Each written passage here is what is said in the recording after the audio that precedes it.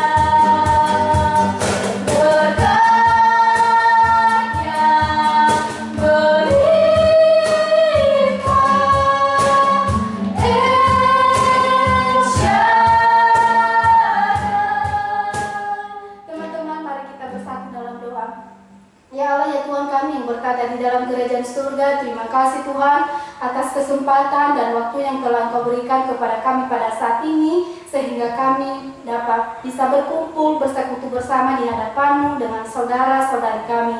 Terima kasih Tuhan, pada saat ini kami akan menyerahkan ibadah kami dari awal, pertengahan hingga pada akhirnya. Biarlah Tuhan yang terus memberkati kami, biarlah Roh Kudus Tuhan yang terus membuka setiap hati kami anak-anak-Mu, sehingga kami bisa mengerti maksud Tuhan di dalam setiap kehidupan kami anak-anak-Mu. Engkau pakailah kami Tuhan, jadikanlah kami alat-Mu untuk memberitakan kebenaran firman-Mu. Kami serahkan hidup kami ke dalam tangan-Mu Tuhan. Kami berdoa hanya di dalam nama Bapa. Haleluya. Amin. Teman-teman, masih ada sukacita? Amin. Pada saat ini kakak akan mengundang teman-teman untuk bangkit berdiri. Mari kita memuji nama Tuhan. Mari kita menyanyikan satu lagu pujian, Hidup Tanpa Yesus Seperti Dona.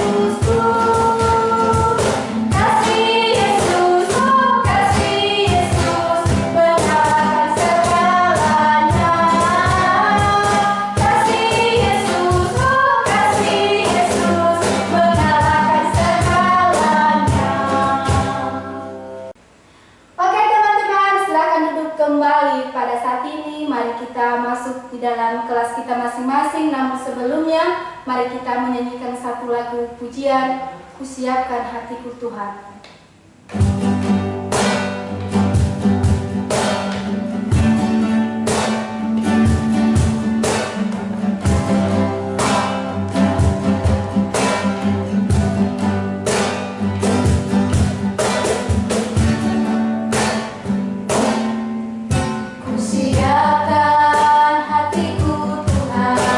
Ku dengar firman-Mu,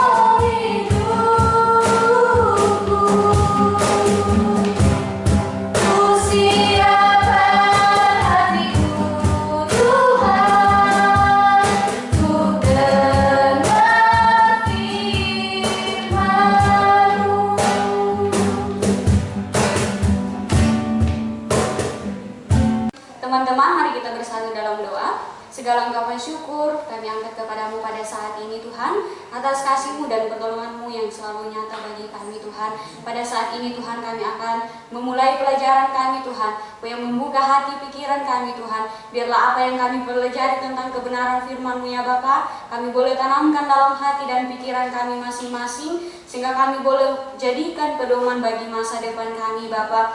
Terima kasih Bapa yang baik, kami serahkan setiap aktivitas kami pada saat ini, dari awal pertengahan hingga kami akhiri nanti, kami hanya serahkan semuanya ke dalam tangan-Mu Bapa. Terima kasih Bapa, terpujilah nama-Mu, di dalam nama Tuhan Yesus kami berdoa dan bersyukur. Haleluya. Amin. Selamat belajar, Tuhan Yesus memberkati. Dah.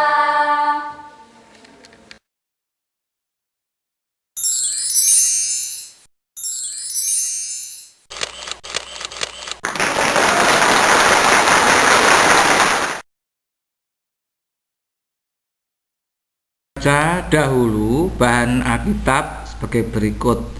Yohanes 14 ayat 26, Kisah Para Rasul 1 ayat 8, 1 Korintus 13 ayat 1 sampai 13.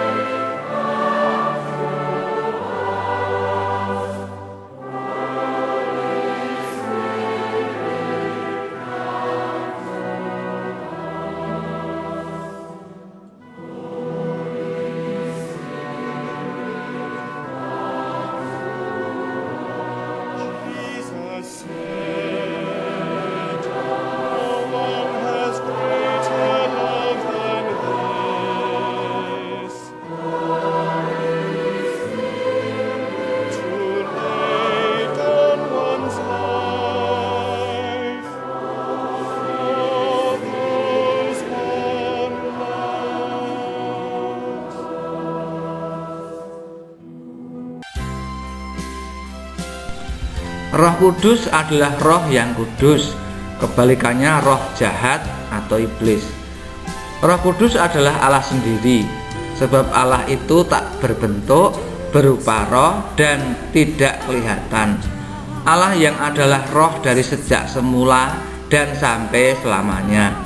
Sekalipun tidak kelihatan, tetapi roh Allah bisa kita rasakan, seperti angin yang bertiup tidak kelihatan tetapi terasa. Allah yang adalah roh menjelma menjadi manusia dalam diri Yesus Kristus untuk menyelamatkan manusia. Di dunia ini Yesus berkarya dan melayani, dan mencapai puncaknya dengan menderita sengsara, disalib, mati, bangkit, dan naik ke surga. Dari surga Allah mencurahkan Roh Kudus-Nya pada hari Pentakosta untuk menjadi penolong dan penghibur. Dari surga Yesus atau Allah berkarya sampai sekarang lewat Roh-Nya. Allah, Yesus Kristus, dan Roh Kudus adalah satu pribadi yang tunggal. Tiga pribadi Allah dalam karyanya.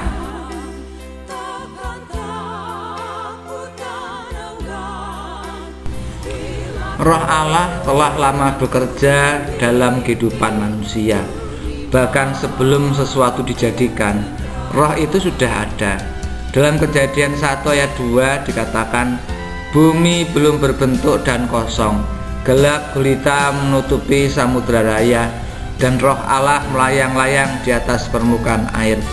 Sebelum Tuhan Yesus menjalankan tugasnya, roh itu menampakkan dirinya pada peristiwa pembaptisan Yesus di Sungai Yordan dan memimpin Yesus ke padang gurun untuk dicobai.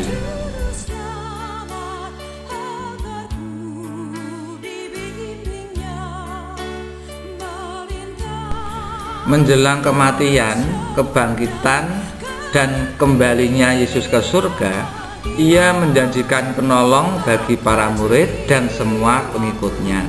Katanya kepada murid-muridnya, penghibur yaitu Roh Kudus yang akan diutus oleh Bapa dalam namaku, Dialah yang akan mengajarkan segala sesuatu kepadamu dan akan mengingatkan kamu akan semua yang telah kukatakan kepadamu. Dalam bahasa Yunani, Roh Kudus disebut Parakletos, artinya dipanggil untuk menolong, menasehati. Dengan demikian, maka Roh Kudus menggantikan Tuhan Yesus yang secara fisik sudah kembali ke surga untuk menolong dan menghibur.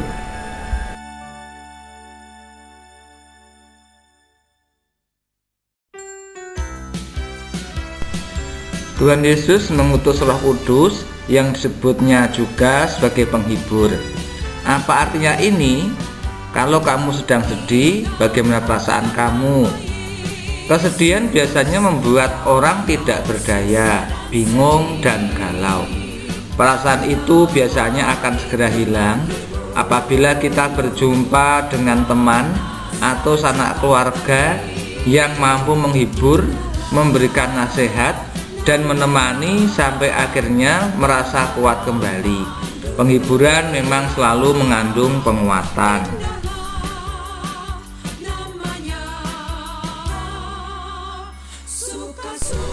Kata penghibur yang digunakan untuk Roh Kudus diterjemahkan menjadi comforter dalam bahasa Inggris. Kata comfort, akar katanya comforter, berasal dari kata comfort atau menghibur. Dalam bahasa Latin, comforter berasal dari kata cum bersama-sama dan forte atau kekuatan. Comforter artinya penghibur. Inilah peranan Roh Kudus di dalam hidup orang Kristen, yaitu datang dan hadir bersama dengan orang yang berduka atau mengalami kemalangan untuk menguatkannya.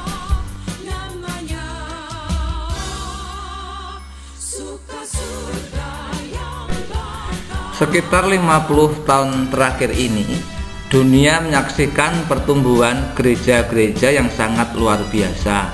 Di Asia, di Afrika, dan Amerika Latin, gereja-gereja baru tumbuh di mana-mana. Begitulah pengamatan yang ditemukan oleh Donald Miller, profesor bidang studi agama di University of Southern California College, yang meneliti lebih dari 20 negara di 4 benua. Menurut Miller, gerakan gereja-gereja Pentakosta memberikan dampak positif bagi para anggota gerejanya, khususnya mereka yang tadinya menghamburkan uang untuk mabuk-mabukan, kini mulai dapat menabung, dan hal itu membuat hidup mereka lebih baik dan sejahtera.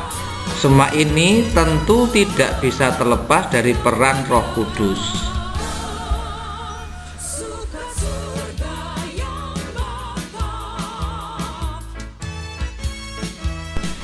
Tuhan Yesus berjanji kepada murid-muridnya bahwa Ia akan mengutus Roh Kudus sebagai penggantinya. Roh Kudus, roh penghiburan, inilah yang akan mendampingi murid-murid Tuhan dari masa gereja perdana bahkan hingga sekarang ini.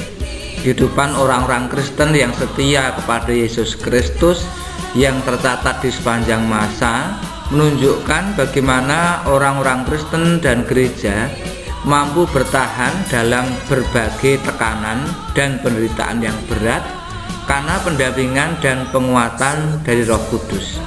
Di masa kini kita juga dapat menyaksikan pendampingan Roh Kudus lewat perubahan hidup di kalangan umat dan pertumbuhan gereja di berbagai tempat di seluruh dunia.